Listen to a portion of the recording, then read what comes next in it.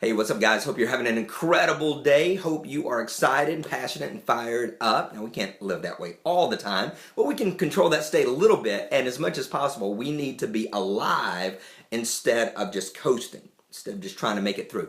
Well, let's talk about the critics a little bit today. This is a sensitive area. We all have our critics that give us the beat down every now and then. I actually wrote something about it, put it on Facebook. If you go to Paul Evans Live on Facebook, then you can do a search and talk about how that our success threatens their mediocrity and things along those lines.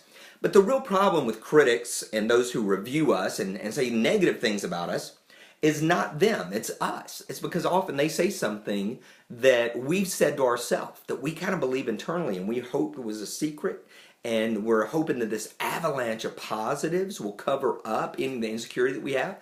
And when they say it out loud, we're afraid that everybody's light bulb's going to go off and their eyes are going to be open and they're going to be, wow, I fell for it, didn't I? Good night. Paul's really a loser. Didn't know until that negative critique, and now it's all clear. That's kind of the way that we're wired. But listen, I want to give you 3 ways to combat the negative, the critique, the criticism that comes in. Now, there's a lot of philosophies out there about just ignore it, don't give them the power, blah, blah, blah. I think all of that's pretty useful. I may be a little bit more linear than that. I'm obviously a little bit emotional as well, just because I get pretty passionate, pretty excited about things. But here's what I try to think about. I think about in terms of weight and things that count and things that matter instead of somebody's review that is often not very specific. They're just trying to be hurtful. So let me give you 3 things to focus on that hopefully will anchor you in reality and maybe even help you recognize some of the things you've done that you've not given yourself credit for. All right, so number 1, I want you to elevate results over reviews. Results over reviews. That's why you need to be tracking things. That's why you need to write things down. You need to journal. You need to put down your successes. Every night you need to write down your wins for the day so that you know what's real, you know what's actual, you know what was accomplished. And so when somebody comes in and says something along the lines of, you know what, he's a loser, you can say, not true. Here's what's been done. Boom, boom, boom, boom, boom, boom, boom. Here's the evidence. Results are the evidence of your action.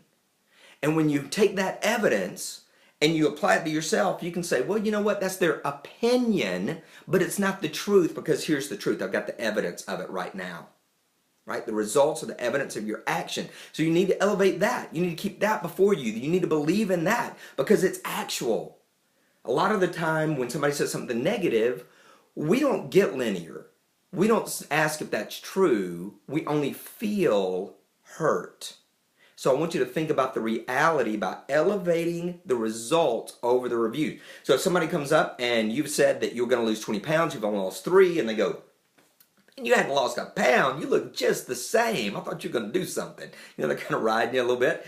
But you know, so you say, you know what? I've lost 3 pounds. I lost it in the wrong spots, granted.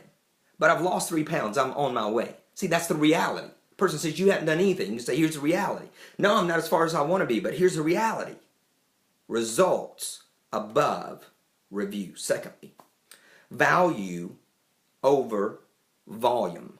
Not volume as in mass quantity, but volume as in loudness. Because a critic comes up, a negative comes up, a non-supporter comes up. I mean, they are loud to us. We can hear them in our head. We replay, we replay, we replay. It's like we put that song on repeat. And we got it cranked up to level 10, and we just allow it to come into our life and take us over. But again, if we know our value, if we know the result, so that if somebody comes in and says something like, you know, that really stunk, I didn't get anything out of that. I get that every now and then. It's pretty rare, but my latest project that I've gotten rave reviews off of, and people saying this is life-changing, this is helpful, this has finally got me productive. I've got people that have written in and said, you know, learn nothing new, this is stupid. But I know the value. I know it's not true. I remember one of my public speaking programs years ago, a guy wrote in and said, I didn't learn anything new, I've seen it all before. I said, wow, really? That's odd because I created this program, so obviously somebody's ripped me off. Please send me links to the content that you've seen that's identical to this. Of course, there was silent. There wasn't anything. Why did the guy want to say that? you know what? He probably stunk as a speaker and wanted to down somebody else. But we can't help that. So I turn that volume down. I'm like, hey, let's go to level 1 on that. We're not going to keep that on level 10. So anybody that's positive, we want to turn up the volume. We don't have to keep them at 10 either. But we need to turn up the volume. We need to let that loudness come into our life because that's the majority. The volume on the critics, those are the minority. Let's not turn them up. They don't deserve the time. They don't deserve the listen. They don't deserve the space. See, it hurts us because we put in the time, the energy, the effort. Might have taken us days, weeks, months, years, and they come in seconds and blast us. They don't know what all's gone into it, so we get hurt. That's right. They don't know. They don't know. They're basing a critique or a comment off a moment in time or where they are. We don't know. We don't know about them. We can only know about us, and we know about our value. And so with our value, we turn down the volume on the critics. So those are two elements that we've got to focus on. We need to look in and say results over review. And we've got to look at value over volume. And then finally, what I really want us to center in on is connection over criticism. Connection over criticism. Who is this person who has critiqued? Chances are we do not know them. We've not been at a party together. We've not shared a meal. We've not had an actual personal discussion. So, there's no real connection there.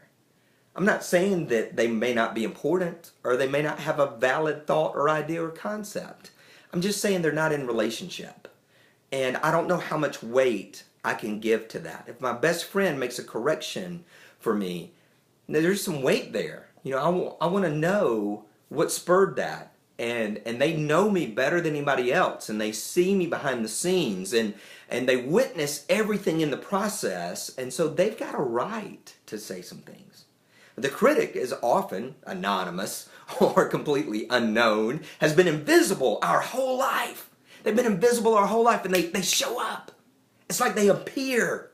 They were beamed in for a moment. They say their piece. They give their review. They click 1 star. And they've heard us for a lifetime? No, it doesn't make sense. It doesn't, because they have no connection to us.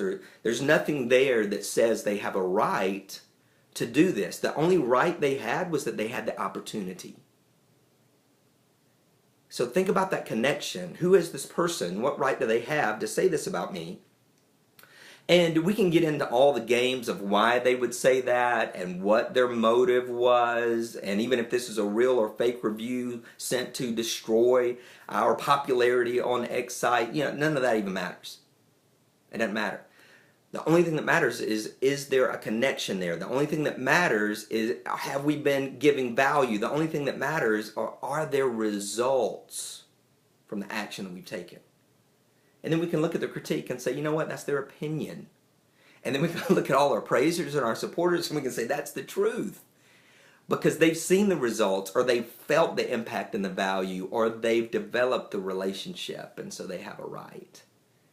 Critics are hard. It is discouraging.